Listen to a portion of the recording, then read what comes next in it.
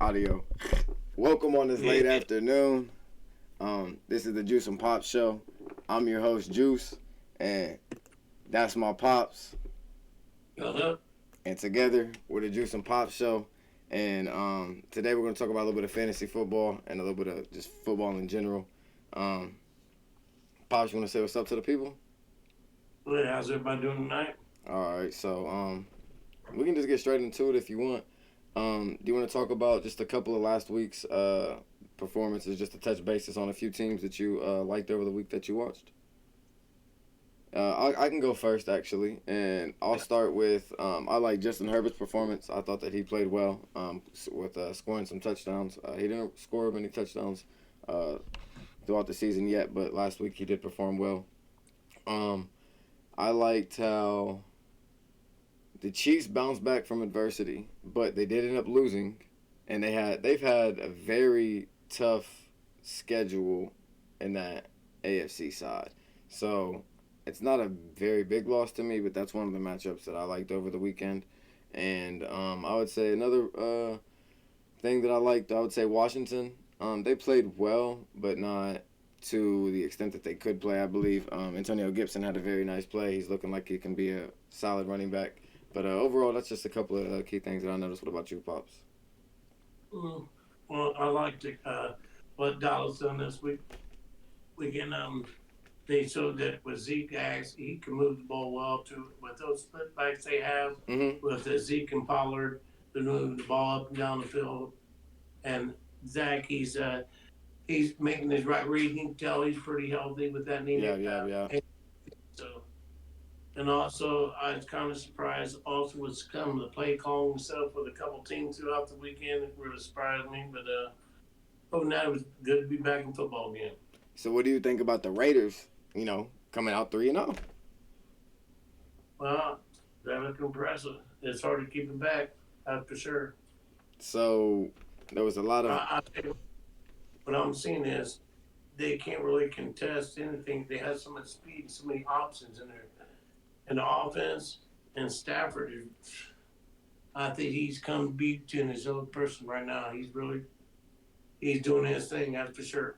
Yeah, but they were talking crazy, wild, all types and all sort of things about the head coach Gruden for the Raiders, and about how he's trying to put together a team that isn't producing, and the team isn't this, and the team isn't that, and the draft picks that he used and the rounds that he used, he could have got the players and with the way later pick and all the other things that go on with it. How do you feel now that it's starting to look and they could lose the next 5 games in a row? Who knows? But as of right now, how do you think it feels for at least Raiders fans to feel now that it's kind of, you can't really talk too much crap about him simply because he's balling out as a head coach right now? That for sure. And everybody can say whatever they want to, but as far as Carr being the quarterback and stuff, he can do what he needs to do to put them over the end. So I think with everything going on, they got a good running game, and plus with the receiver going on, and Ruggs really starting to produce again. Not again, but he come out of his shell being from his rookie class. So I'm glad to see him starting to come out with Waller and now with Renfro. Like I said, you were right about one thing I found out. Renfro. Renfro was going to be that much targeted throughout the season. I'm finally surprised on that. Well, a quick little touch basis on Renfro. In fantasy football wise, I love receivers that are third down receivers because that means that they're for sure going to get 3 or 4 targets a game. And that's good for fantasy-wise. But that's also good for the player because that means that player is a third down target. That means that they're known for getting money. They're known for having to go get something real quick. Hey, I need you. That's what they call that number. And that's what it is. So, coming out of Clemson, he was known as third and Renfro. So, Mr. Third Down Targets, I like third down targets. So, I went and I drafted him. And then I ended up trading him to my pops in the trade. My pops wasn't sure if he was going to pan out as a possible receiver, like he was saying, at the slot position. And I thought he could. And my dad was thinking he was just going to be a punt returner. I thought that he could be a top five slot receiver in the game. My dad wasn't sure about that. We found out in training camp that he was routing up Ramsey a little bit and a couple of the DBs. Then I seen in the Dolphins game, he messed up my boy Xavier Howard, which is the best cornerback in the game. And he gave him a little hey, and then worked him out in the middle of the seam. So, I mean, I'm seeing in fruition that he can possibly be a top five slot receiver in the game. Because now that I believe, not to cut you off, Cooper Kupp is officially inserted himself to the number one receiver category, like for his team. He's not a slot receiver no more. He's the number one dominant wide receiver, so he's no longer in that category like he was a few years ago. Right. Go ahead. I forgot even what I was going to say. All right, then let's just do this then, pops. Let's just go ahead and shoot over here to the weekly matchups, and let's talk about who we think is going to go out there and get a win and go out there and get a loss. So let's go ahead and break down our winners and our losers for week 4. Sounds good to me. All right, let's do it, pops. So, do you want to start off with Thursday's game? I'm not showing Thursday's game right now. I could only fit weekend games with Monday, but the weekend game is Cincinnati versus the Jaguars, and my pops is going to talk to y'all about it for a little second. Well, main thing with the Jazz going in 0-3, and with Cincinnati going in 2-1, I think that Cincinnati is really going to dominate the game. As far as defensively, they're starting to really get to where they can rely on their defense for the 3 and outs from time to time. Yeah. Instead of over and over, up and down the field. Mm-hmm. So on that game, I go to Jags 17 and Cincinnati 24. So you got Cincinnati winning 24-17. Yes, sir. Okay. My prediction for the Thursday night game, which is tomorrow, which you guys will be seeing this tonight or as of the game day. Let's go with Cincinnati. I do like 24-17, but I'm gonna go on the high side for this game and go around 35-21. I'm gonna say Cincinnati wins by 14 in this game, even with T. Higgins being out. I don't see Winfield. No disrespect, or it's Winfield or Wingard, Andrew Wingard or Andrew Wing, which he's the free safety on the squad for Jags. I don't see him picking up and being able to cover Chase on the back end. To be honest with you, so I can see possibly a touchdown from him, and then the rest, and they start doing a little bit of cover schemes over that way, and then maybe he doesn't get too many yards after that, but then Tyler Boyd's there, so. Well, I actually see the game playing out. And then there's Joe Mixon. Well, if Jacksonville runs the right game plan where they don't try to throw the ball too much and run the ball, I think they can run the ball on Cincinnati. It all depends on their game plan and how they actually do it. But for me, if they're running the ball on 50% of the downs, they're going to get thirds. So I think it's going to be a close game, but also at the same time, it just all depends on how Jacksonville actually runs their offense. Yep. Who's going to play call? Because last week, I don't know about so far. Yeah, me either. All right, let's go ahead and talk about this weekend's games. We'll talk about the 1 o'clock games first, and then we'll go throughout the day, and then go through to the evening, to the night.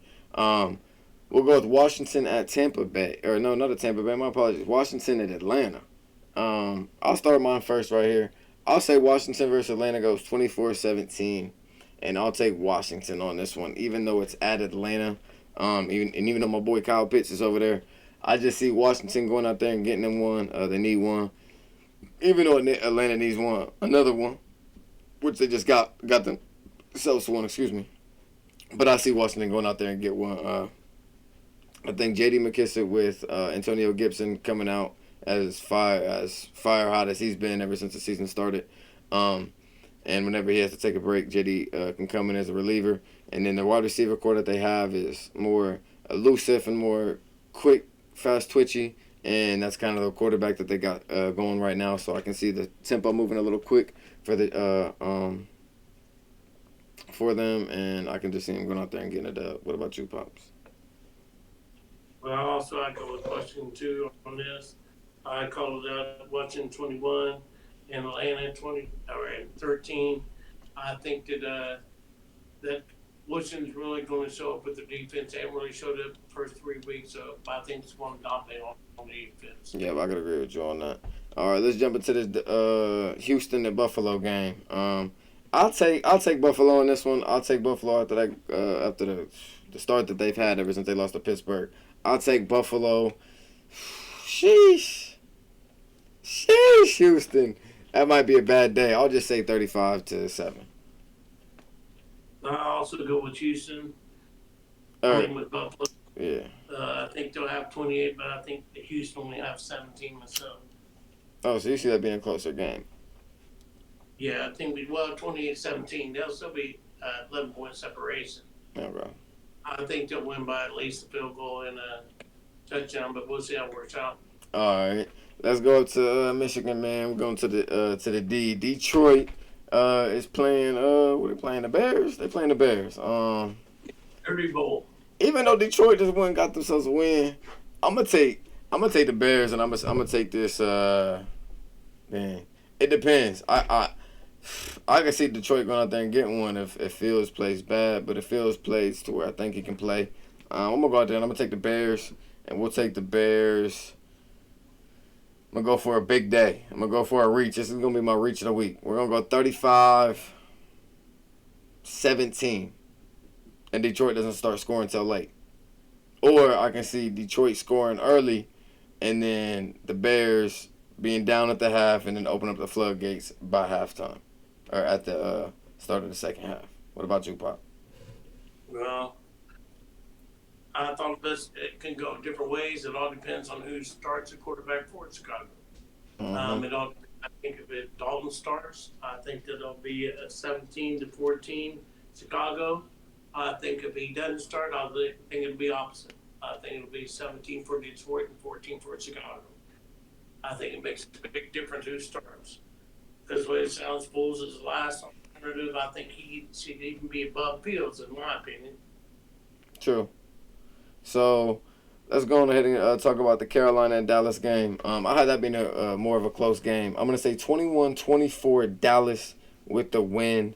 I know Carolina is looking to keep moving forward, but I believe Dak Prescott's going to go out there and get them one. I think they're clicking on all cylinders with both running backs. I think the defense is starting to find out where they want to be. And, we're going to go Dallas on this one. Yeah, me too. I got Dallas 28, Carolina 24 too. Oh, that's a close game. I like it. We'll go. That's a lot different too. McCaffrey ain't going to be playing. Yeah, McCaffrey isn't going to be playing. I think Chuba Herbert's still going to hold his own. I think it could be effective, but also Chuba Hubbard got to be in there for the last quarter of the game. So I think that was good for the team because they're not just going into a week without Christian McCaffrey and seeing what that offense is like. They had to play with that for the final quarter of that game. So I think that helped them out a lot. So let's go ahead and go to Indianapolis versus Miami. I got the Colts going out there and getting their first win. I got this one 24-17. And yeah, that's my score. Oh, and then that's Miami. Yeah. I would go. I'm gonna say I know with the Colts being on 3, I think they go pull off win out, so they'll go with Miami.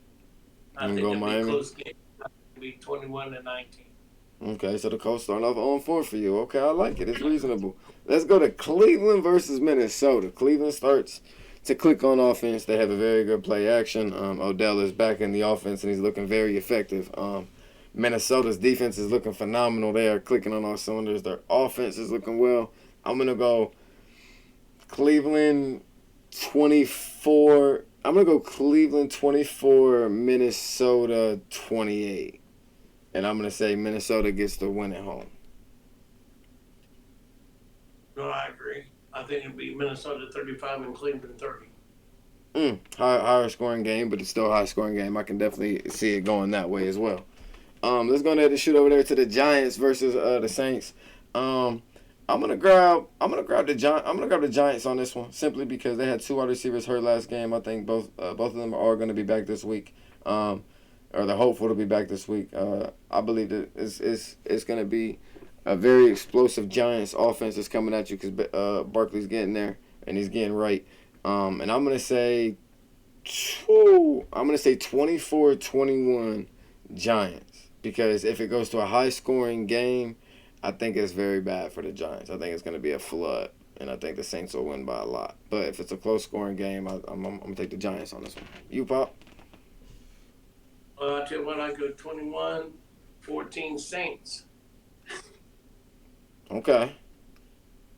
Okay, you're gonna go to Yeah, Saints on this one. with Martinez being out, their defense still strong, but that's a tough blow to them in the middle. Fair enough. All right, let's go to the Tennessee and Jets game. Jets still haven't gotten a win yet. I'm gonna go with Tennessee, man, with Derrick Henry on that offense, man, and Julio Jones, and AJ. Even though AJ Brown's out right now, I'm gonna say 24-10.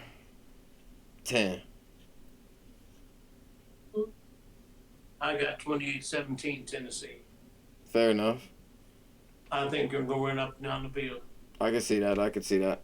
All right, let's go over there to that Kansas City versus Philly. I think Kansas City's mattering heck right now, and they're going to look to get after that young quarterback, Hurts. And I'm going to take 35-24 Kansas City to go 2-2. Close. I got 35-21. That's funny. Yeah. That's funny. All right, so let's bounce on over to Arizona versus the Rams. I'm going to take, this is I'm actually going to do something different here. I'm going to go 17-10 Rams.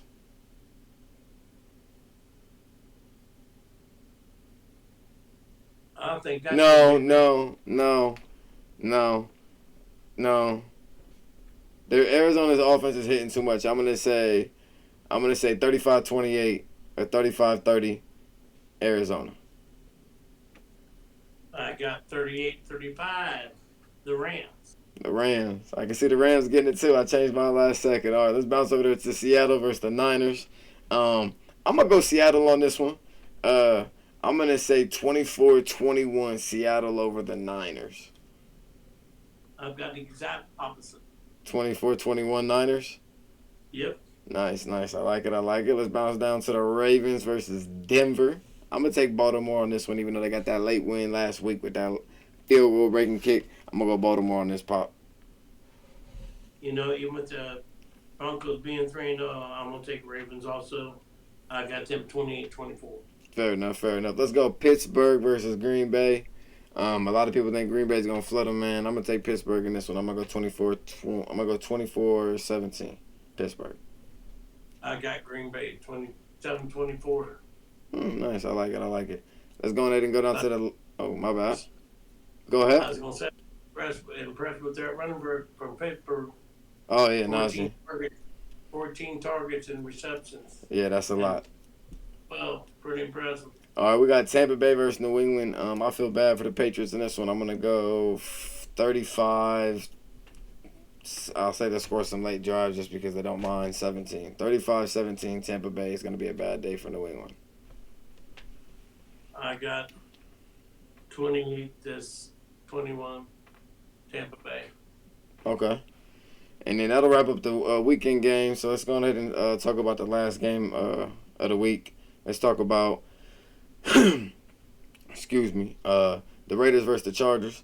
I'm going to say the Raiders take their first loss, and the Chargers go 3-1, and the Raiders go 3-1. And I'm going to say Justin Herbert goes out there and outperforms what expectations are for him, and he gets 4 to 5 touchdowns overall, and he throws for about 350 to 450 yards and about 27 to 38 completions.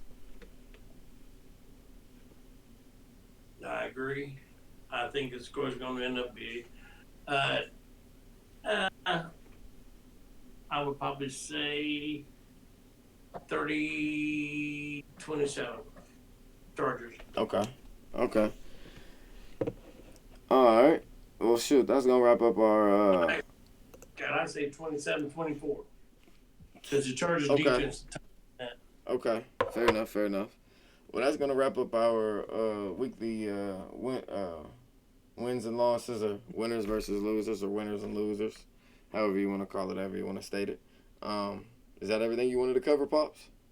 Yes, sir. All right. Well, my keeps popping up and ruining everything, but it's all good. Well, I appreciate you guys for tapping in. This is the Juice and Pop Show, where we talk about fantasy football, uh, music, and all types of different other things. And we just appreciate you guys for tapping in. If you guys want, you guys can subscribe. It's just the little red box down below. You guys can like or dislike, however you guys feel. And you guys have a good night. Peace out.